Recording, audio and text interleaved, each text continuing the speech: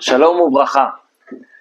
Vous connaissez sûrement une situation comme celle-ci, où vous êtes sûr de savoir qui est le fautif dans une dispute. On voit la victime, on voit la personne qui est plus ou moins agressée. On sait que dans ce couple-là, celui qui est en tort, c'est lui, ou dans une situation entre amis, ouais, c'est lui qui est en tort. Et on tombe dans ce piège de prendre parti pour l'un ou pour l'autre. Je pense que c'est sur ça que la Torah nous dit de juger toujours les gens en trouvant des circonstances atténuantes où on ne peut pas les juger tant qu'on n'arrive pas à leur place. Ça veut dire quoi, arriver à leur place? À être eux-mêmes, comprendre, ressentir ce que eux ils ressentent. En tant que conseiller conjugal, j'ai toujours l'habitude de jamais prendre parti de l'un ou de l'autre. Parce que on n'est jamais objectif. On a toujours notre vision à nous. Et on ne sait pas vraiment qu'est-ce qui se cache dans la situation et pourquoi vraiment chacun il agit de telle ou telle façon. Même dans les cas extrêmes, je vais essayer d'expliquer, d'approfondir sur ce sujet-là aujourd'hui et je pense que ce sera une clé de base pour connaître un bien-être d'abord personnel et après dans le couple. D'abord, pourquoi on peut pas prendre parti parce que dans une dispute on est forcément deux. Et donc il y a une dynamique qui se crée. Si une personne me tend la perche, et si je la prends, bah, je suis dedans quoi. Je rentre dans le ring, je suis dans la dispute. Et si je suis dans la dispute, c'est forcément un échange, pas forcément vocal. Ça peut être un échange silencieux, même ça peut être même une dispute intérieure, quelque chose que je vais ressentir profondément, que lui va ressentir ou elle va ressentir. Et donc on est forcément deux. Et donc, combien de pourcentage de fautifs que chacun a? C'est clair et net, on est à 50-50.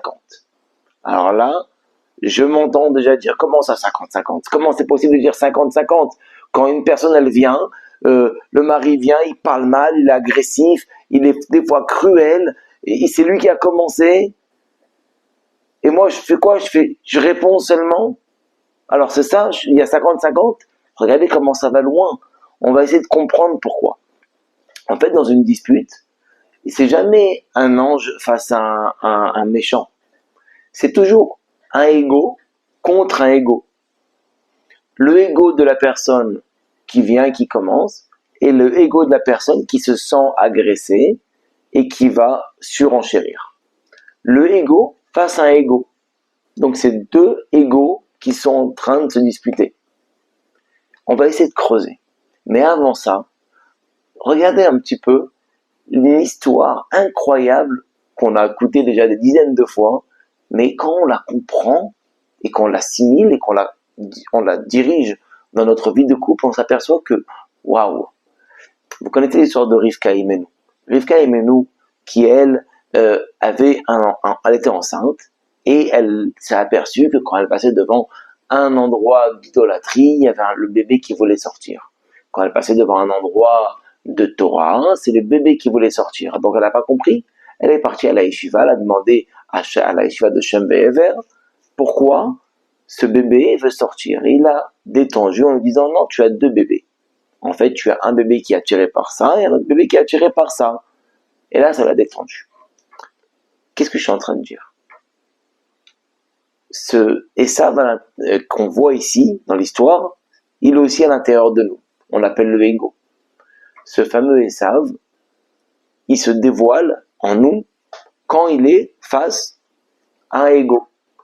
On connaît tous la situation quand on est à côté de quelqu'un qui a un ton un petit peu hautain, qui est un petit peu agressif, qui est sur la défensive, où on sent que, waouh, oui, il y a plein de ego, quoi. Directement, qu'est-ce qui va se passer? On va mettre notre carapace de ego et nous aussi, on va agir en tant que tel. On va tout de suite être sur la défensive. Nous aussi, on va se comporter comme ça. Un ego attire un ego. Et c'est une guerre de deux égos. Des fois, on se trouve face à des gens tellement agréables qu'ils ont baissé la garde. Tu te dis, waouh, quel plaisir d'être à côté d'eux. Il n'y a pas de ego. Ça se ressent. Il n'est pas concentré sur lui-même, il laisse parler, il écoute, c'est un vrai plaisir. J'ai envie d'écouter, de rester à côté de cette personne. Yaakov qui rencontre la Gdusha, la divinité en nous se dévoile quand il n'y a pas de ego.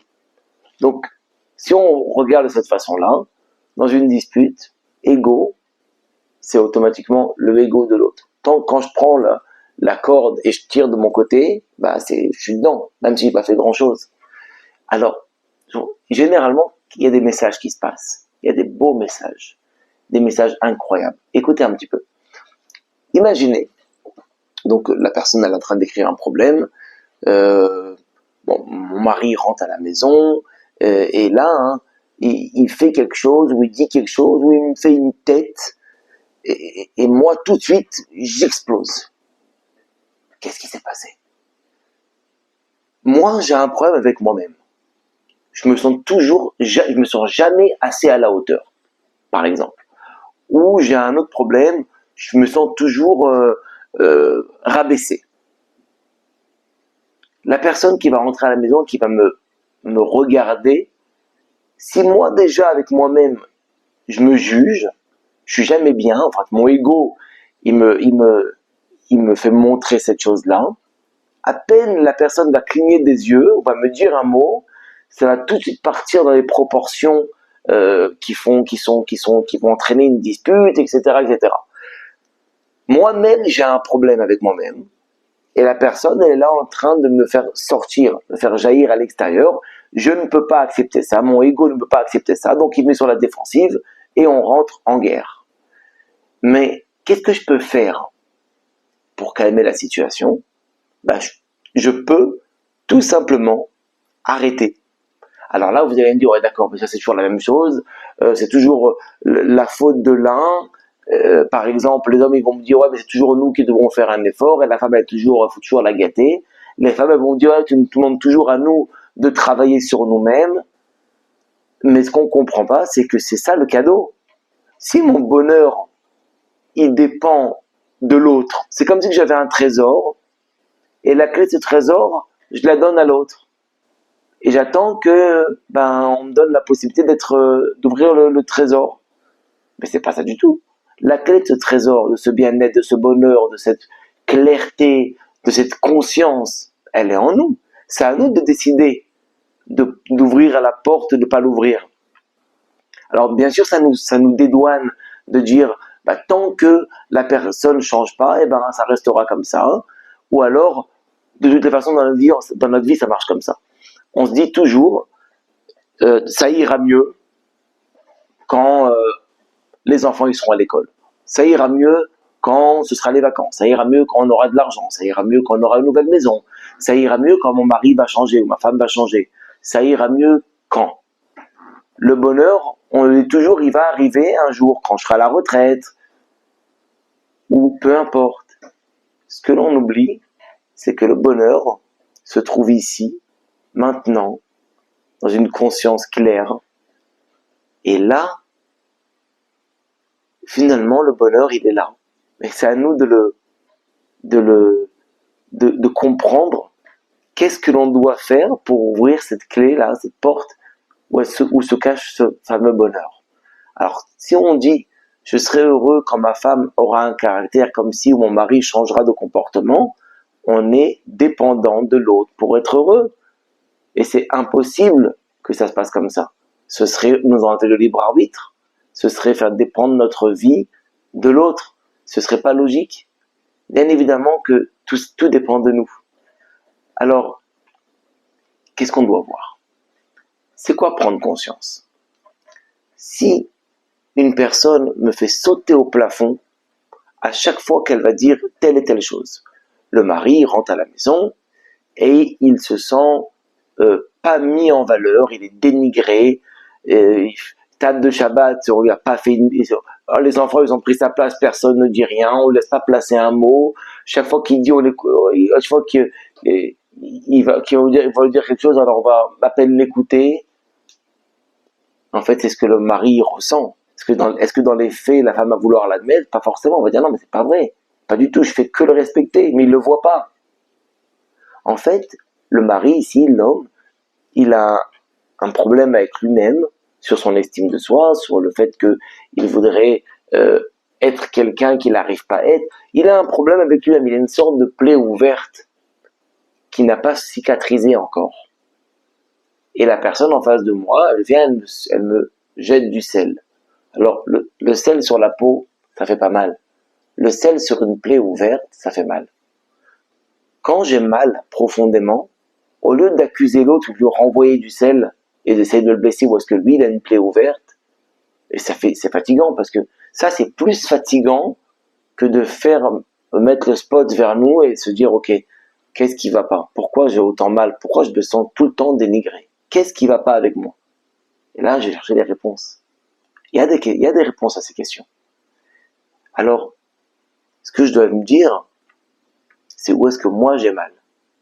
Et là, essayer de soigner. Je vais vous donner un exemple vraiment incroyable. Cet exemple-là, il est étonnant parce que, imaginez-vous qu'on a une blessure, on a un mal à un des muscles, et qu'à peine on nous appuie sur ce muscle, on saute au plafond. Ça nous fait vraiment très mal. Et là, on décide d'aller se faire soigner, donc on va faire un massage ou chez un ostéopathe, et il va appuyer, il va masser le muscle en question. Bizarrement, ça va faire du bien là où ça fait mal. Ça fait du bien alors qu'on a mal dans l'endroit, mais on sait et on veut, vas-y, fais fort, plus fort. Ça fait mal, mais en même temps, ça fait du bien. Pourquoi? Comment c'est possible? Quand j'ai conscience que je suis en train de me soigner, ce que je considérais comme du mal devient du bien, devient un plaisir. C'est quand même étonnant. Alors, c'est quoi ici le moyen de comprendre qu'on est en train de se soigner? Il y a une phrase qui dit que on fait accoupler un couple par rapport à leurs actions. Misdavgin la adam le fi ma'asav en hébreu. Ça veut dire quoi cette phrase? C'est-à-dire que finalement, on pourrait penser que je suis tombé avec telle femme par rapport à mes actions dans mon passé. Tel mari par rapport à mes actions dans mon passé. Donc si je suis avec une tzadékette, ça veut dire que j'ai du mérite, et vice-versa. Bon. Il s'avère qu'on peut expliquer ce passage-là, d'une autre façon. C'est-à-dire, on doit arriver à un niveau dans notre vie. On a une mission sur Terre. On est censé faire quelque chose de positif, de bénéfique pour le monde. Et pour pouvoir y arriver, on nous donne la femme ou le mari qui nous permettra d'accéder à ces niveaux-là. C'est-à-dire que la personne, la femme ou le mari, va servir dans ma vie, va m'aider à être le ramcol, le micro que Dieu va emprunter pour me dire qu'est-ce que je dois faire. Alors des fois, quand il y a une pression dans le couple et que chacun est en train de préserver sa place, ça se fait avec animosité, mais quand on a baissé la garde, ça se fait comme de l'aide. Parce que j'accepte que je suis pas parfait, j'accepte de laisser la place à l'autre. Alors, quand j'entends quelque chose qui me fait tellement de mal, je dois me dire, ok, qu'est-ce que je dois faire maintenant pour me travailler et comprendre c'est quoi le problème. Ok? Donc là, je ressens un mal-être, je retourne vers moi et je me dis, ok, à ce moment-là, qu'est-ce qui me fait mal? Je suis dépendant de quoi? Pourquoi j'entends cette phrase? Je vais vous donner un exemple. Un mari, que lui, il doit être là, au top. Toujours être au top. Donc il essaie toujours d'être le mieux possible dans tous les domaines. Il est dépendant de ça.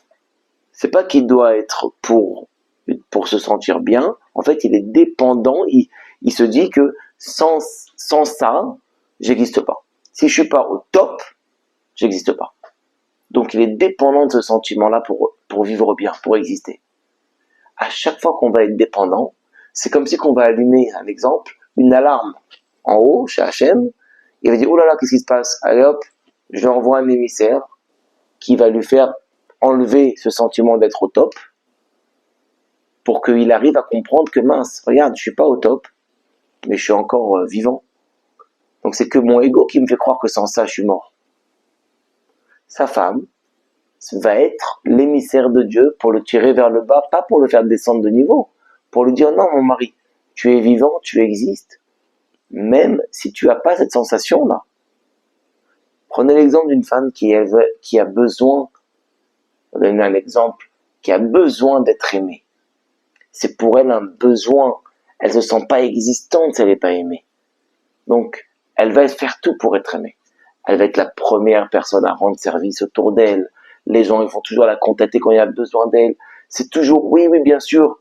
Elle va même des fois se faire violence pour aider les autres. Elle pense que ça vient parce que elle a un grand amour du prochain. Mais le problème, il est qu'elle est peut-être dépendante de ça. Elle est dépendante d'aider les gens pour exister. Parce que grâce à ça, elle est aimée. Et là, Hachem, il lui envoie des gens qui vont, au lieu de la remercier, vont la dénigrer. Mais je comprends pas. J'ai fait tellement pour eux. Comment ils crachent dans la soupe? Comment c'est possible? Ils sont ingrats. Qu'est-ce que Hachem est en train de te dire? Au lieu de les accuser à eux, comprends pourquoi ça t'est arrivé. Et là, tu comprends que j'ai fait, en fait, moi, je suis parti aider les autres, mais pas pour leur donner, pour leur prendre de l'amour.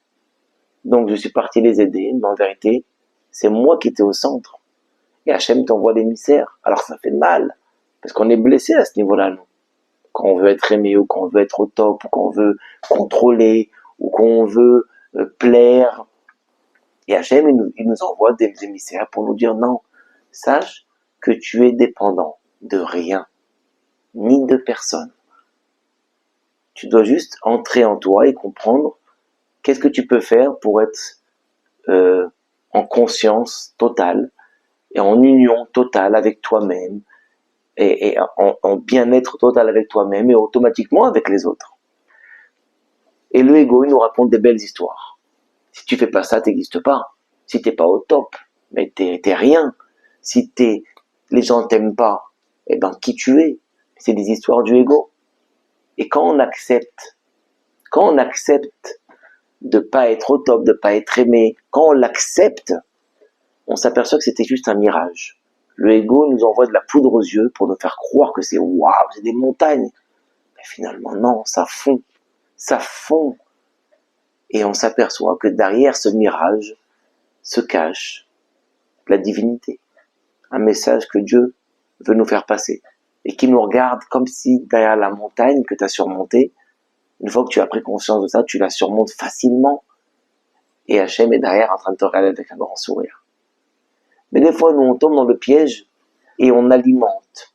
Alors, il y a 3 choses qu'on doit savoir dans un couple. C'est que des fois, on ne fait pas attention, mais on alimente la dispute. Il vient, il a commencé la dispute, et nous, on va pas lâcher, on va continuer la dispute, on va mettre de l'huile sur le feu, on va peut-être partir, on va revenir, on va vouloir dire encore un mot. Pourquoi tout ça? Le ego, il se sent fragilisé, et il n'accepte pas d'être rabaissé, parce que pour lui, quand une personne me rabaisse, je suis rabaissé. Mais ça ne veut pas dire que si lui te rabaisse, que tu es rabaissé. Depuis quand ma valeur, elle dépend de ce qu'il va dire lui, de ce qu'il va pas dire? Depuis quand? Depuis quand mon humeur, elle doit dépendre de ses mots à lui ou de ses mots à elle? Pas du tout. Mais nous, on n'accepte pas ça.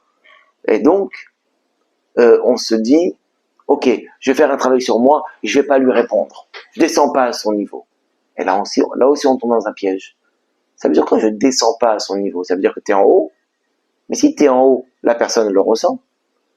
Si tu la juges d'en haut, et la personne le ressent, donc ça l'excite encore plus, ça l'énerve encore plus, parce que ce que toi tu appelles de l'humilité, de pas tomber dans le piège de la colère, pour lui c'est interprété comme du mépris, de l'indifférence. Donc si on veut commencer à faire un travail, il faut qu'on soit, c'est fondamental, c'est obligatoire, il faut qu'on soit honnête à 100% avec nous-mêmes. Quel est le moteur de nos actes? Pourquoi on agit? C'est quoi? Est-ce qu'on est dans la manipulation? qu'on fait des choses parce on se sent supérieur. Et en fait, on s'aperçoit que des fois, on peut tout simplement ne plus alimenter une dispute quand on arrive à aller outre notre ego et on arrive à penser que c'est pas grave, même si la personne en face de moi pense qu'elle a raison et je suis convaincu d'avoir raison, bah, je peux admettre, c'est pas grave, par force et par croyance en moi-même et de ce que j'ai à l'intérieur de moi, pas mon ego mais plus profond encore, eh ben je peux faire une concession, pas une concession par faiblesse, mais une concession de force. Et là, ben je suis moins fragile. Par exemple, une personne qui veut toujours avoir raison. C'est quoi qui la pousse à avoir raison? C'est pas le émettre, pas le émettre. Il y a des hommes, par exemple, qui vont dire oui, c'est important que j'ai ma place à table, que ma femme me fasse à manger, qu'on me respecte, c'est marqué dans la Torah. Et la femme qui va dire oui, il a des engagements, il doit rentrer à l'heure, c'est marqué dans la Ketouba, il s'est engagé. Soyons honnêtes, c'est la Ketouba qui nous embête, c'est la Torah qui nous embête ici, c'est ça on est devenu des justiciers d'Hachem, ou c'est notre ego qui se sert de la Torah pour arriver à nos fins. C'est quoi qui nous pousse? Soyons honnêtes avec nous-mêmes. Très souvent, c'est nous, c'est notre ego. Et c'est pour ça que la Torah, quand Moshe Rabbeinu il quitte ce monde, et la Torah, elle parle, elle flatte, et elle fait des oraisons funèbres sur qui? Sur Aaron, qui est déjà quitté ce monde depuis longtemps. Pourquoi?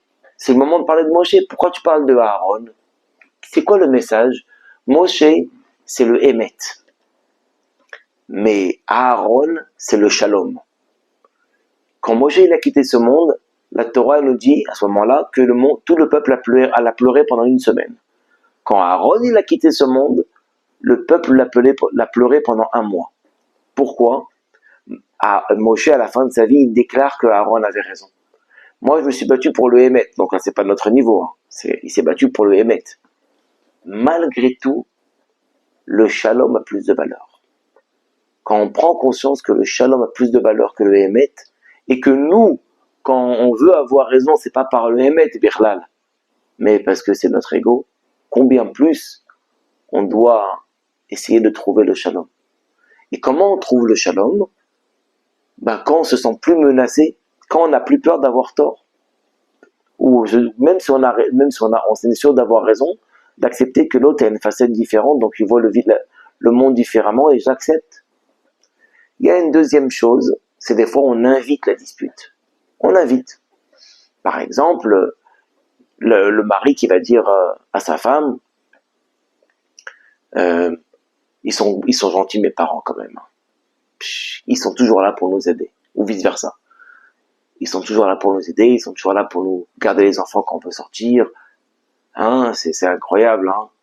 Hein? Il dit ça, mais qu'est-ce qu'il attend? L'autre côté. Par contre, tes parents sont jamais là, hein. C'est incroyable quand même. T'invites par des propos une friction. Ou alors, c'est tranquille, le calme à la maison, tranquille, et tu comprends pourquoi d'un coup ça peut éclater, ça peut aller très loin. À cause d'une bêtise. Toujours on entend ça. C'est parti d'une bêtise et ça allait tellement loin. C'était pas une bêtise. Il y avait une guerre intérieure, une guerre interne, qui s'exprimait pas à travers des mots, mais à travers une prise de position dans la maison. Par exemple, le mari, il regarde, il vit, mais comme si qu'il était célibataire, il donne pas sa place, il donne pas de considération à l'autre. La femme, elle accepte pas que le mari, ce soit lui qui donne un petit peu les directives dans la maison, qui gère, qui influence dans la maison. Chacun, il est en train de vouloir prendre la place de l'autre. L'homme, on a expliqué plusieurs fois qu'il a été créé par Dieu comme influenceur. La femme, elle peut recevoir du mari, créer des choses encore plus grandes. Mais chacun, il veut prendre la place de l'autre, ou il n'accepte pas que l'autre, il a un rôle. Et qu'est-ce qui va se passer? Comme chacun, il est sur sa garde, des fois, il peut avoir juste quelque chose qui va mal être interprété pour que ça éclate. En fait, elle existe, la guerre. Mais elle est en sous-marin. Et là, ça explose. Bon, maintenant, il y a un autre Il y a une autre guerre, c'est la possibilité des fois, en fait, on laisse la possibilité à ce que ça revienne encore une fois. Il y a une chose qui est incroyable dans la Torah, le pain. Le pain, c'est incroyable. Le pain, c'est quelque chose qui a une grande importance dans la Torah, oui. Shabbat, au Beth Amikdash, toujours les deux pains. Il y a une semaine dans l'année où le pain, c'est une abomination. Attention, s'il y en a un petit peu, ouais, Pessah, le pain devient Chametz. Quel est le message? Le mot Chametz est composé de 3 lettres. Chet, Mem, Tzadik. Les initiales de Chayav, Mouchach, Tsarir. Français, je suis obligé. Chayav et Mouchach, je suis obligé. J'en ai besoin. Je suis dépendant. Chayav, Mouchach, Tsarir, j'en ai besoin. Quand une personne, elle a besoin, elle est obligée d'avoir quelque chose, c'est très dangereux. Parce que Hachem, il n'accepte pas ça. Comment ça t'es obligé? T'es obligé de rien. Vu que tu es la source du bonheur, vu que tu as en toi tout. T'as besoin de quoi? Je t'ai donné l'infini. Toujours dans cet exemple des tzadikim qui donnent à l'infini. Il y en a le rabbi, par exemple, qui donnait des dollars à l'infini. Mais combien c'est de dollars? Baba Saleh qui distribuait de l'alcool à ses élèves à l'infini. Comment tu as pu autant distribuer sans que la bouteille se finisse? C'est du miracle. Ce n'est pas des miracles. Ces personnages, ces tzadikim, font un, leur corps fait un avec la divinité qui est en eux, avec l'âme divine qui est en eux. Et comme l'âme divine, c'est la source de l'infini, ils dépendent de rien. Et le vide n'existe pas. L'âme animale, par contre, ce côté égoïste, c'est le vide. Plus tu vas donner, et plus ça tombe dans du vide. Ce sera jamais assez. C'est comme une passoire.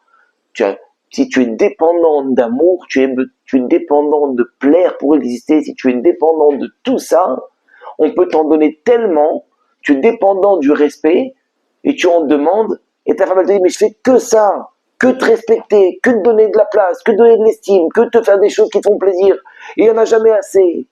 Pourquoi? Parce que moi, j'ai un problème avec moi-même, j'ai besoin de ça pour exister. Et comme c'est mon ego qui parle, le ego c'est une passoire, tu peux toujours le donner, ça descend dans le vide. Chayav, Mouchach, Tsarir. Quand je fais dépendre, quand j'ai besoin, quand je dépends de quelque chose pour être bien, d'en haut, on m'arrête. Mais quand je me connecte avec moi-même, et je sais que j'ai pas besoin de ça, ça fait peur, ça semble faire mal, j'accepte la situation, j'accepte cette dépendance-là, j'accepte d'être comme ça, je me juge pas, et ben ça fond, ça disparaît. Il y a aussi des cas où on laisse que, comme on l'a dit, donc, la situation se reproduire encore et encore. Donner l'exemple d'une femme qui a été battue et qui ne quitte pas son mari pour autant, pas parce qu'elle veut faire un travail, pas parce qu'elle veut arranger, pour un autre problème. Dans ce cas précis, c'est l'exemple d'une femme qui voulait se marier avec son mari, les parents lui ont déconseillé, et puis donc s'est réveillé, son ego, ah bon, bah dans ce cas-là, on se mariera, et on est tous, toi et moi contre tous, et on se mariera quoi qu'il arrive, et donc ils se sont mariés. Et bon, ça a pas été très très bien, et malheureusement, il y a eu des choses qui auraient pas dû se passer, et bon, ils n'ont pas divorcé. Bon, pourquoi? Pas parce que je veux arranger, mais parce que je veux pas donner raison aux autres. Qu'est-ce que les autres vont penser? Et quand une des deux parties croit ça, donc l'autre partie se dit, dans ce cas-là, je peux faire ce que je veux continuellement, puisque son ego l'oblige à rester avec moi. Vous savez, dans la Torah, autant on donne de l'importance à l'union, et autant on donne une possibilité au divorce. Même si nos sages parlent du divorce comme quelque chose de très grave, et en fait, parce que c'est une fuite, j'ai un problème avec moi-même, et je me sauve de la situation, j'arrive pas à l'affronter, j'arrive pas à me travailler, donc je me sauve. Mais ça veut pas dire que c'est réglé, le problème on va le retrouver autre part. Donc c'est clair et net que le divorce est déconseillé et que bien évidemment c'est la dernière chose à faire. Mais pourquoi il y a une possibilité au divorce? Pour nous dire que si tu divorces pas, alors tu es là, tu es dans ton couple, tu t'investis, tu comprends, tu fais un travail sur toi, tu mets le projecteur vers toi, tu fermes les plaies, tu vois comment tu vas arranger, tu te mets des limites. On veut toujours mettre des limites aux autres. Mais toi, tu te mets des limites dans ce que tu acceptes et ce que tu acceptes pas. C'est où la ligne à ne pas franchir. C'est-à-dire qu'en fait, si on est dans notre couple, on se doit de s'investir et de comprendre où est-ce qu'est notre part dans la situation. Et c'est pour ça qu'on a dit au début qu'on est 50-50. 50-50, peu importe le quota de choses négatives qu'a fait l'un des deux, même si lui il a fait 99% dans les actes et moi 1%, si je suis dans le ring, eh ben on est deux dans le ring. Ce qu'il nous faut, c'est sortir dans le ring, du ring, avec humilité, avec conscience que le problème n'est pas chez l'autre, il est seulement le micro d'Hachem maintenant pour m'appuyer où ça fait mal. Alors je peux ou sauter au plafond et m'énerver, ou je peux me dire, ok, je vais me soigner, je suis en train de me faire soigner, je comprends où est-ce qu'il y a un point chez moi que je dois améliorer.